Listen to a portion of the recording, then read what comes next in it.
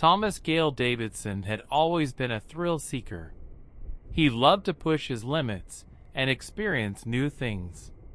Skydiving, racing, and even snowboarding were all under his belt of expertise. One thing he hadn't done before was surfing, however. He had always wanted to learn how to surf, and Hawaii was the perfect place to do it. He had spent months saving up for the trip, working a mundane job to make ends meet, and on April 4, 2009, he got his wish. After a long day of beach fun, Thomas decided to go for some surfing in the waves, but wanted to go for a short swim first. The sun was setting, and the water was calm. As such, he felt confident and carefree, so he decided to venture out a bit further where nobody else was, and slipped under the barrier. This proved to be a horrible mistake because when he did that, suddenly he felt a sharp pain climbing up in his leg. He looked down and saw a bull shark biting his leg, and it was no ordinary bull shark. It was absolutely massive, about 8 feet long, which is only about 2 feet less than the maximum size.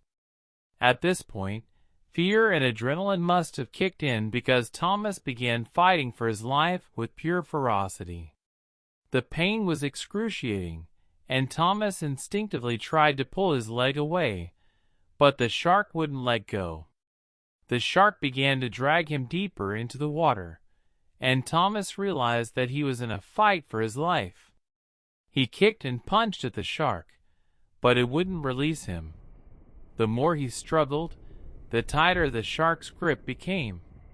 Thomas could feel the blood seeping out of his leg, and the pain was overwhelming. He was certain that he was going to die, but he refused to give up. He dug deep and found the strength to keep fighting.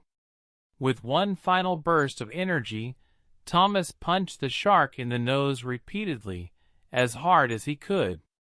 The shark finally released him and swam away deep into the reefs, leaving him bleeding and battered in the water. Thomas's immediate fear was the blood attracting more sharks or the attack not being over, and with his leg badly mangled and in severe pain, it made it very difficult to swim. As Thomas swam back, he couldn't shake off the feeling that he was being followed. He knew that sharks had an incredible sense of smell, and the blood from his leg was likely attracting more of them. He tried to swim faster, but his injured leg slowed him down. He could see the shore in the distance, but it seemed so far away. The water around him was murky and dark, and even red with blood, and he couldn't see anything beneath the surface. Suddenly, he felt a sharp pain on his other leg. He looked down and saw a shark sinking its teeth into his flesh. Thomas screamed, thrashing his arms and legs in the water. But for whatever reason, this shark quickly let go and swam away.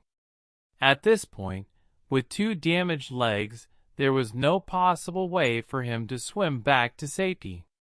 Fortunately, prior to the attack, some people had witnessed him cross the barrier and were able to come to his aid when they saw that he was in distress. Thomas was dragged back to shore, where bystanders called for an ambulance. He was rushed to the hospital, where he underwent emergency surgery to repair the damage to his legs. The wound on his right leg was deep and severe, and it took several weeks for Thomas to recover.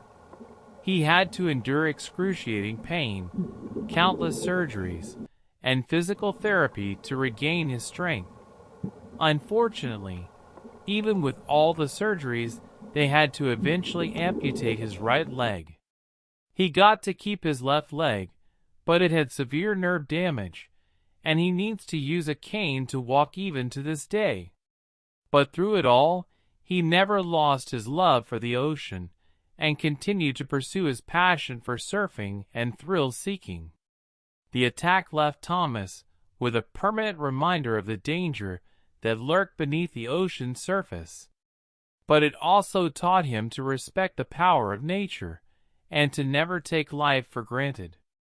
As such, in addition to his life of thrill-seeking, he decided to become a marine biologist and has since helped on various projects regarding shark endangerment and behavior research. 2 days later, a massive shark was caught and killed by local fishermen. It was measured at 8 feet long and is believed to have been the shark that attacked Thomas.